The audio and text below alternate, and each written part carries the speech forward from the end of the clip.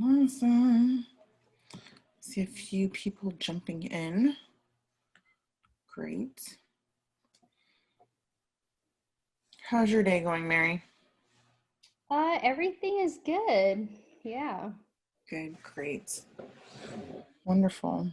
So, a few more people joining. Let's see. Wonderful. So, today is part 2 of Push Reset to 2020, close more sales deals on LinkedIn. Today we have Mary Burhani, who's going to be leading this discussion. And Mary, I'll let you take it away. Okay, awesome. All right, so this is part 2 of the 3-part series that I am presenting at Career Mingle. So thank you guys for joining. I hope you're enjoying the conference.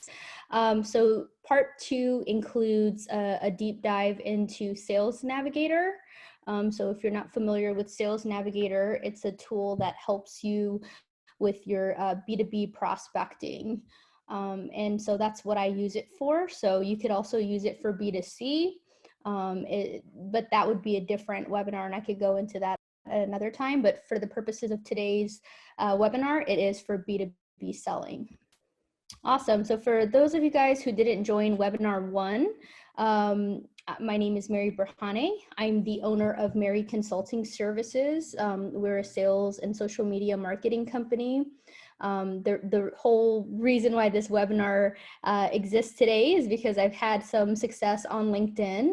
I have about 12,000 followers on LinkedIn, but the history behind that is I started as an early sales rep trying to target decision makers, but was having difficulty getting through the gatekeeper. So doing a ton of cold calls with not a lot of success. So then I discovered LinkedIn as a way to bypass the gatekeeper, and ended up selling over $1 million in sales to companies like Pop Chips, Pacific Premier Bank, and San Diego Girl Scouts. My background, I went to UCLA for undergrad and grad school, obtained my BA and MPH at UCLA, and then came back to San Diego in 2013, where I got my MBA 2 years later. So, okay, so for the agenda for today, I'll talk to you a little bit about Sales Navigator, like what it is and how to actually make the purchase of the Sales Navigator platform. And then I'll talk to you guys about the top features of Sales Navigator. And then at the end, we'll do a Q&A. So feel free to put comments and questions in the chat box, but because I'm presenting, I won't be able to get to everyone's questions until the end, but feel free to put your questions down and I will review it at the end. Okay, so I pretty much summed it up to 5 steps to use Sales Navigator. So, and I'll go through these steps, but it's selecting a plan, determining who your target audience is before you actually do your outreaching.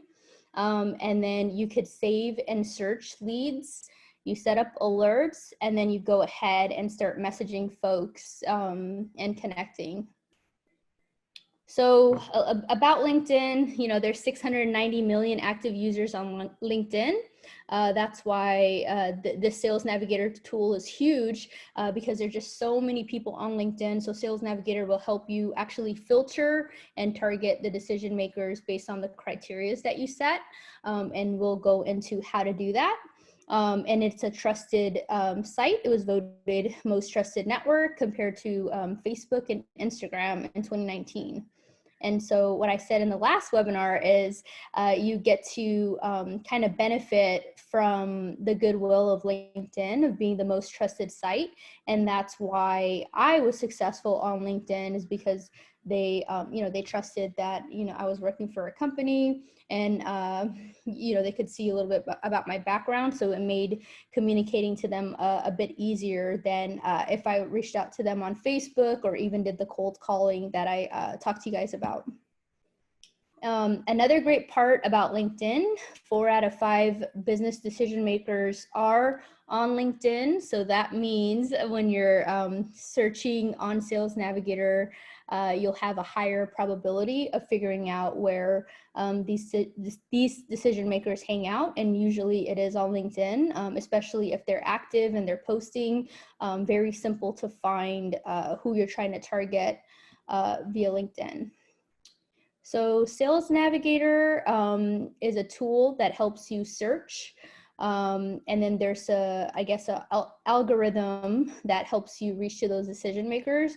But I'll go into what all that means and make it a little bit more simple and less foreign. Step 1 is really to select a plan. So I recommend downloading the LinkedIn app and then as well as the Sales Navigator app. These are 2 separate apps. This will help you search a little bit quickly and then just have access to folks when they do end up messaging you back. So there's 5 different LinkedIn plans. You guys are familiar with the free plan, which is great. I've used the Sales Navigator Professional plan as well as the Sales Navigator Team plan.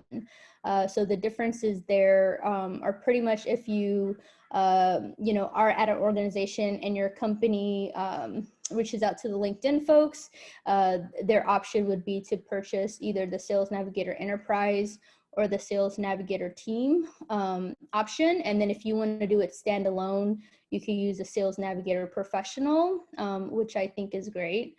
And I believe there's a 30-day trial. So you could try it before you actually buy it. And which I do recommend trying it first because it is about 60 to 70 bucks a month to use it. Okay, so getting into the weeds of the different plans, the Sales Navigator Professional runs at the $79.99. I usually buy the annual plan because I do get a little bit more of a discount doing it that way.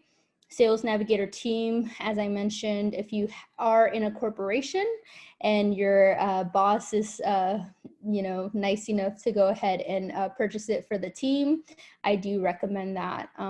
I've made previous, so one recommendation that I would do if you are starting off new as a sales rep or moving into a new organization, I would recommend actually negotiating with your employer and letting them know that you do want them to pay for your Sales Navigator subscription because, as you can see here, this could be about $800 annual. And so I've done that in the past, had some companies pay for it and others that didn't, and then quickly learned that it makes sense to negotiate that before you start at a company. I did want to talk about Sales Navigator Enterprise. So this actually integrates within Salesforce as well as Dynamics 2016 and 365. However, there are other CRMs that integrate with that plan. The benefit there is it integrates into your CRM. If you're not familiar with the CRM, it's a customer relationship management tool. So you throw in all your leads into your CRM. And then because of this Sales Navigator integrator, you could see the person's image, you could click on them, and it leads you to Sales Navigator directly. So if you're trying to save time and you're connecting with a lot of people, and so I usually, when I'm starting off and I'm trying to build my pipeline and build my prospecting list, I spend a lot of time connecting with folks. So having that integration within your CRM is going to save you a lot of time. So less clicks, the better. So in this way, you're clicking right into Sales Navigator instead of opening up a new browser and going on Sales Navigator and contacting those decision makers. So that was like a lifesaver. That's another thing when I go into organizations is I make sure whatever CRM tool that they're moving to, so let's say they're moving to a HubSpot or using Dynamics or Salesforce, I always like to verify, wait, is this new CRM going to integrate with LinkedIn? Because 90% of my prospecting does come from LinkedIn, and a lot of that is through Sales Navigator, just so you guys know. You could always contact the LinkedIn professional to do the demos. They're really great. Okay, so So now, once you purchase your plan, you want to go ahead and be able to get to Sales Navigator. So it's pretty much at the start of the homepage of the LinkedIn page. You click this button, and then that navigates you directly to your Sales Navigator page, once you pay for it, that is.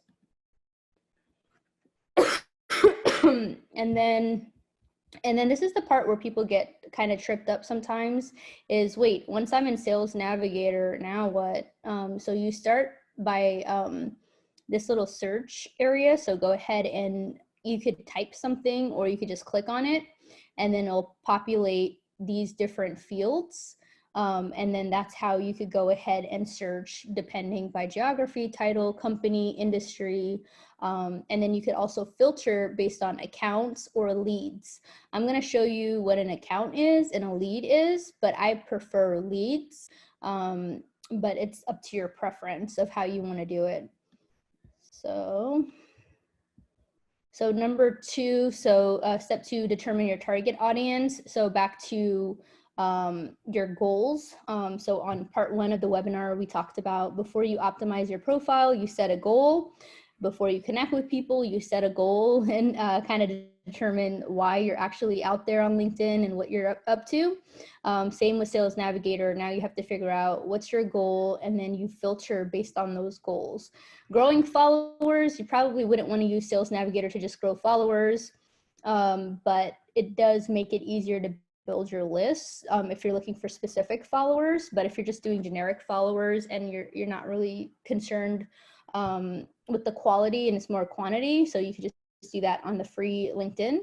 But if you're looking for job opportunities, then you're going to be looking for HR folks, CEOs, and so that would be very beneficial to have that goal in mind when you're setting up your filters.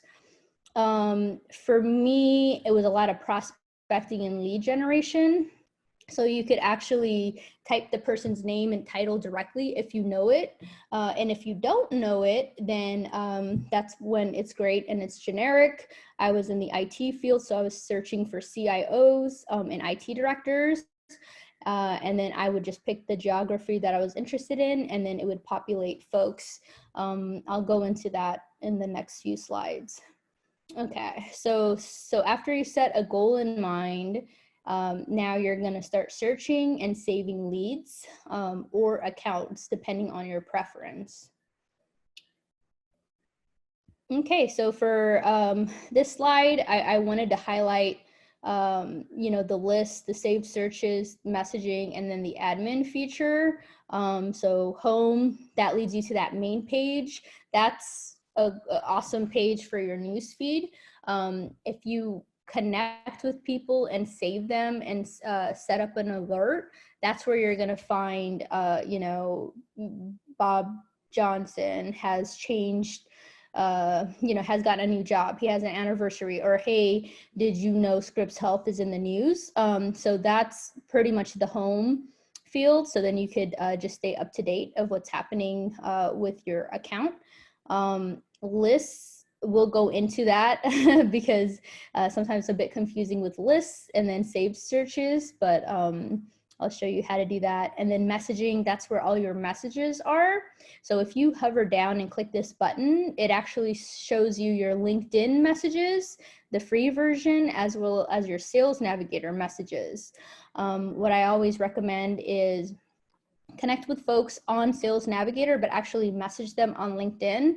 It's an extra step, but you get to keep your whole message history, especially if you don't renew the plan. So that's something I learned. And that's also something I value on LinkedIn free version, is when I'm messaging someone and connecting them, you get to see the whole thread. So you'll see I connected with someone back in 2016, and then I haven't attempted to sell to them until 2020. And so then that looks good. So I do like my message history. So I prefer to message people on LinkedIn and not the free version instead of Sales Navigator. Admin, that's pretty much where just the admin view. Okay, cool. So I think that's a good overview of these. It's not too complicated. If you want to go back to LinkedIn, you just click this picture of yourself on your profile. Sales Navigator does this whole expert thing. So I think I'm like one bar away from being an expert. The next step is to sync my calendar to my mobile app. So I follow these prompts.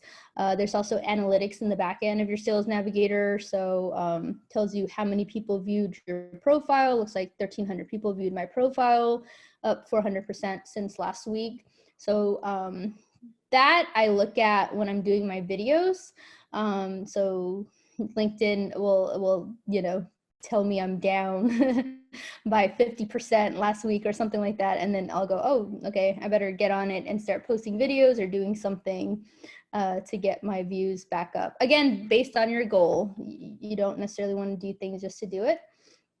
All right, so just to help you figure out how I got to this view, I'm going to take it one step back again.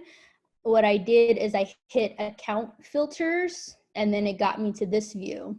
So now I could search an account based on geography. I like LA, San Diego, Orange County, but it's up to you which geography you want to target. Industry, in this scenario, it's higher education. The more you add filters, you'll notice the results here tend to fluctuate. So I'm at 486 when I put in all my filters. If I don't hit a lot of, like let's say 400 sounds like a good number, but if it was only 30 as my result, then I would know, oop, my filter is too strict, and then I will tweak that. So department headcount, I don't really touch. I like the company headcount. So there's different options. There's 50 to, I don't know, 200, 200 to 1,000, and then up to 10,000. So I like to click all of those options. So it looks like here I picked 5 filters, unless it says 1. But I like that depending on who I'm targeting. So in this scenario, if I'm targeting educational institutions that have a company, and this is the employee count of 10,000, that's what I would target. If I'm really targeting a school, then I would, you know, probably reduce that to 200 to 50, or, you know, whatever that head count is. Industry doesn't always imply it's a school. It could also be a technology company that targets higher ed. So just keep that in mind. So once you're satisfied with your filters, I did put a note. If you put apply your sales preferences, this is something you could set up ahead of time. And then it just saves you time when you're doing all your filtering. And then you hit search.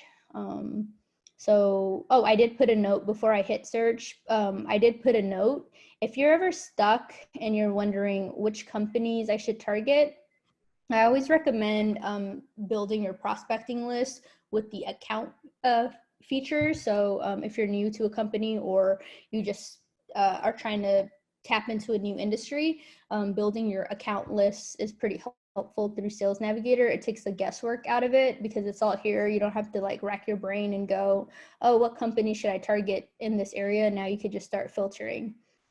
Okay, I hope that wasn't too redundant, but I just wanted you to know there are benefits in the account search, but my favorite is really the lead search. Cool, so we hit search and now I found 486 different schools or universities in the Southern California area. And then at this point, I could start, you know, saving it. And then if these companies end up featuring in my home screen that I told you guys about, and you'll start getting alerts and notifications. You could also click on this and then it leads you to viewing the account or viewing similar accounts. As you notice here, there's no messaging feature because this is just a general account.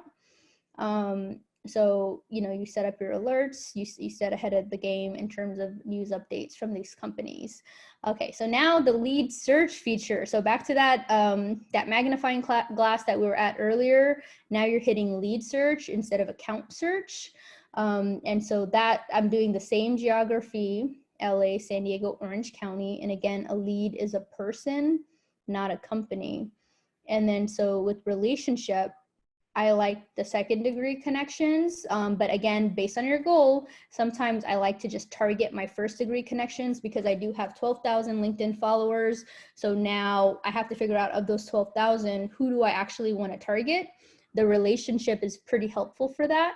But usually if I'm on Sales Navigator, I'm looking to connect with new people. And so that's why I'm here. And so I like second degree connections, sometimes third degree connections, still targeting higher education. And then when it comes to seniority, I like the CXO, which means a C level. So anyone with the C level title will feature there. Other top decision makers I like to target are directors, as well as VPs. So those would be ones that I sometimes manually have to type in. Again, I pay attention to this little number here, and then I see, oh, 8.5 thousand results. That sounds a lot, but I like that amount because then I could start doing more filtering. So I recommend at least 1,000 leads for it to be fruitful, because you might get a lot of random titles that are not what you featured, because it's not perfect, but it's pretty close. And so now when I hit search, where's that? I hit this button, search, and then bam, we're gonna get 8.5 thousand leads on LinkedIn. And I get to see how many degrees of separation I'm in with this guy named Howard. So what I do next is I would save him, and then he would be added to my lists up here. And then I would get alerts about him as well if he changed the job. I did want to also note there's additional items here. So we know this is 8.5 thousand leads, but 419 of those have actually changed their job. So if you click that, it's going to filter it to only the 419. So a little inside scoop. I love when someone changes a job. It gives me something to talk about. It gives me a new opportunity to start targeting them, because let's say I've been trying to target UCLA Anderson School of Management, but I've been having difficulties. And then now a new decision maker comes in, and now I have an opportunity to connect with him. So it just gives you like a fresh way to start targeting new people. And then, so if you exit out of this LA button right here, then it's going to filter even more. It's just going to be Orange County and San Diego.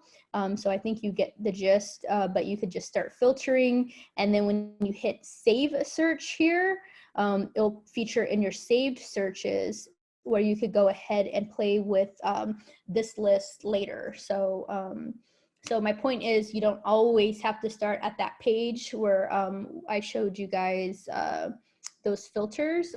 You could just start working on them just on your saved searches or your lists. Okay, cool. So I hope that wasn't too complicated. Let me know if it is, and I could specify that again. Something else I do outside of hitting save is I'll hit these, and then it'll give me options to message them directly. And I'll go into that more. I think I have a screenshot of that. Okay, cool. So it looks like this is my saved list. And so what I do is I always make, titles that help me figure out, okay, what search was that? Oh, okay, this is my Irvine leads. Okay, I remember I went to Dallas one time and I was like, oh, I'm going to be in Dallas. Let me save all the people in Dallas and let them know I'll be in the Dallas area next month. And so that's why I created that list. And then I create different lists for different industries. And then sometimes I'll save 51 to 1,000 here to help me see, okay, these are San Diego healthcare companies that are general, between 51 and 1,000 for the company headcount. So again, that just helps me out, so I don't have to like reinvent the wheel. Okay, cool. So step 4. So after you do all of that, I know that sounds complicated. So if this whole lead list is complicated, you don't really have to use it. You could just stick to this piece and start messaging people here directly and start filtering it directly.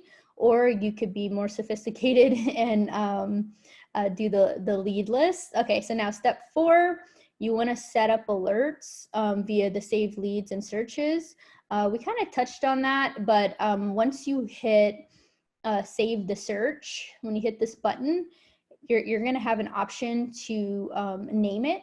And so that's where you saw me naming those lists, the specific lists, the specific names that I went ahead and put in, like whether they're construction or IT or higher education. And then you could give yourself alerts. So weekly, monthly, and you do get like an email alert too. So you could go ahead and edit your settings so that you don't get annoyed with too many emails. But at the end of the day, when you go back into your saved searches, you do see a little a blue dot that lets you know something happened that was new within that that lead search. So the benefits of the lead search is it's kind of like a live filter. So once you save it and you come back to it, you'll see like, whoa, there's more people added to this lead list that I didn't even create. So that's what the benefit is. It's different than a stagnant CRM system. In this way, you could update it live and then just get new people. Every time there's a new job change or a new person joins LinkedIn or joins that organization, you get an alert, which is pretty awesome. Okay, so here are the green updates. So I guess I set up an Orange County construction between 51 to 1,000, and I have 5 new results without doing anything, and I created this back in June. So this screenshot is from 2 weeks ago. So that's pretty cool. And then here there's 415 new people that are added to my lead search from June. Okay, so now that you did like all the hard work of setting everything up, the fun part is to connect and message folks using InMail. And so I alluded to this earlier. Again, I love the lead list view. In this example, I have 392 results of CEOs is probably the filter that I decided to pick. And then you could go ahead and connect. I could message directly here, which would be the InMail feature if they're already not my connection. And so since this is a second degree separation, I don't have access to just message them, but I could start using InMail. And I believe with InMail, you get 60 messages for the whole month. I could view their profile before even sending a message. That's huge. Definitely click on the profile first, learn a little bit about Peter and what he's doing at Coolblue, and then based on that, determine what kind of messaging you want to send him. And I do like view similar, and then you could unsave the lead if you want to. The fun fact, there is a cap on saved leads because I remember I used to save, okay, so remember when we were on that list and there was the thousands of people, saving the lead helped me so that when I hover through the lead list, I know, oh, okay, I already did some kind of research. I did some kind of activity with this person.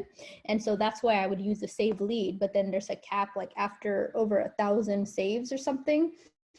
So again, you can just play with that and figure out what's the most effective way to use Sales Navigator. And then you hit message when you're ready. So this is a screenshot of what messaging and InMail is all about. So when you do decide to message someone, and it looks like I clicked Nigel. Nigel is a second degree connection, as you could see by this. I can't just message him directly on LinkedIn. That's why it looks like this. I put some kind of subject on there.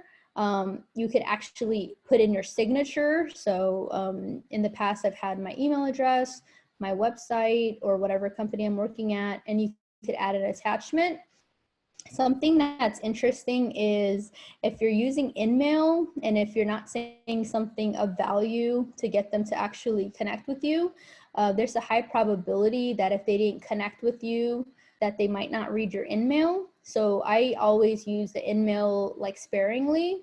I would rather email them, call them, or message, just hit connect first before using the InMail, because you don't want to waste all your InMail if you don't have to. And so if I hit connect, they connect with me pretty quickly. I know, okay, this person is receptive to either some kind of communication. But if they're completely cold and you message them, you're going to end up wasting your InMail. But I recommend, trial and error to figure this out.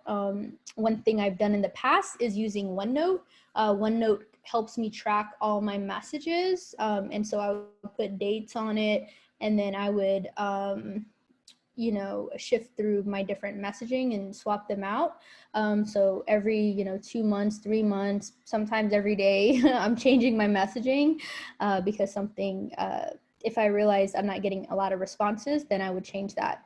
So anyways, long story short, InMail, this is what it looks like.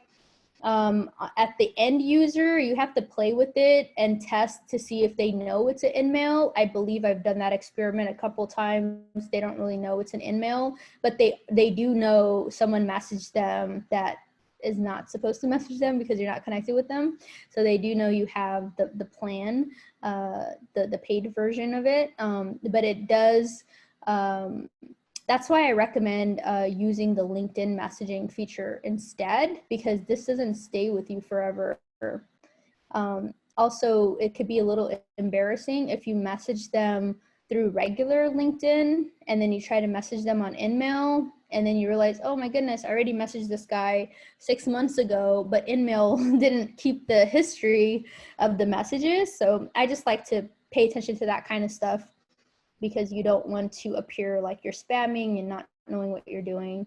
All right, so this is the slide where I'm actually talking about what it looks like. So when you hit the messaging, you'll see Sales Navigator inbox and LinkedIn inbox. Again, I prefer LinkedIn inbox because it'll keep track of all of the history.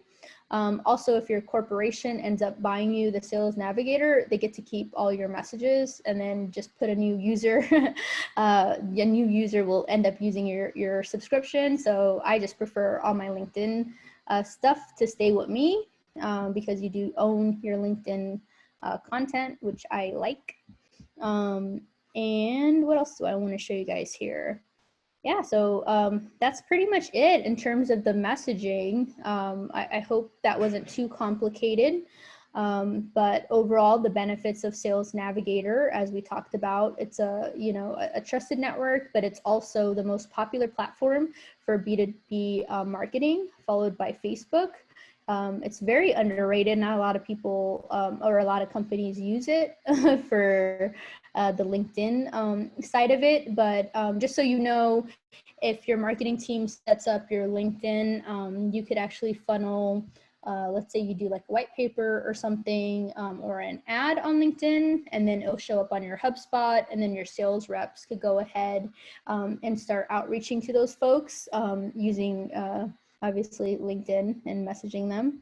And so the conversion rates are 3 times higher than other major ad platforms, including Google Ads.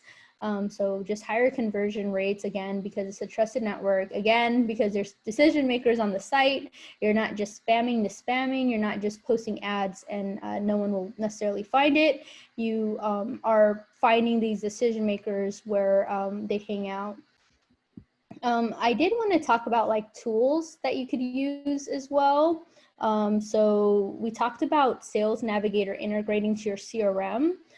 So that includes, the Sales Navigator Team Plan, the Sales Navigator Enterprise Plan. But to take it to the next level, you could also purchase lead lists with companies that sell them, like Seamless.io and ZoomInfo. So what you do is you use those softwares to get your lead list, and those actually integrate with LinkedIn as well. And so now you could actually download it. They just all work together. So once you see those lead lists on, like, let's say ZoomInfo, you could go ahead and download contact info directly from LinkedIn. Because they all talk. Seamless.io does that really well. Okay, and I was going to go a little bit more about Seamless, but I think that's enough. But automated messaging tools that you could use. There's actually a software called Connected. It'll go ahead and send automated messages to folks on LinkedIn. I've seen it before. I haven't personally used it. So what it does is you set up your messaging. So you could say like intro message. Okay, once they connect, then it's going to send me an alert, and then I'll message them as a regular human, not an automated messaging system. And so that's the gist of Connected. It just sends a whole bunch of messages, and then once your prospect does something like message you, you get alerted, and then you can start talking to them as yourself. That does save time. All right, so I think in summary, I gave you a lot of information about Sales Navigator. We selected a plan, we determined our target audience. I showed you guys how to search and save leads, set up alerts to stay up to date on the homepage of what the company or lead is up to. And then based on that, you can start creating custom in-mail messages, and you can connect. So that completes this webinar. If you guys have any questions, would love to hear them. You could contact me via email at mary@maryconsultingservices.com. I am selling a couple of digital courses on LinkedIn. It's going to be more deep dive than those screenshots. I could do like a live tutorial for you guys, and then add that to the digital store. And then I also wanted to mention I'm the founder of MCS Empowerment Coalition for Leaders of Color, and we have an event happening on October 21st at 6 p.m. Pacific time. So we'll have two panelists, actually three panelists. Two of them are entrepreneurs, and then the third one is actually the CEO of the Asian Business Association. So he'll talk to us a little bit about his involvement with that organization, as well as his entrepreneurial journey. And so we meet every third Wednesday of the month, and you could connect with us on www.maryconsultingservices.com/empowerment.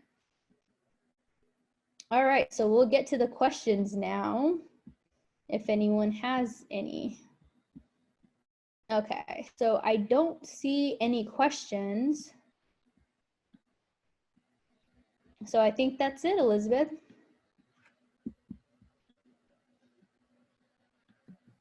Awesome. All right, thank you so much. That was really great and really insightful. When is your next session? Did you mention that? Yeah, my next session is at 3 p.m. and I'll do part 3 of this. Awesome. Well, I'll be there for that. For those who are on the webinar, and I'll see you guys at 3. Okay, see you.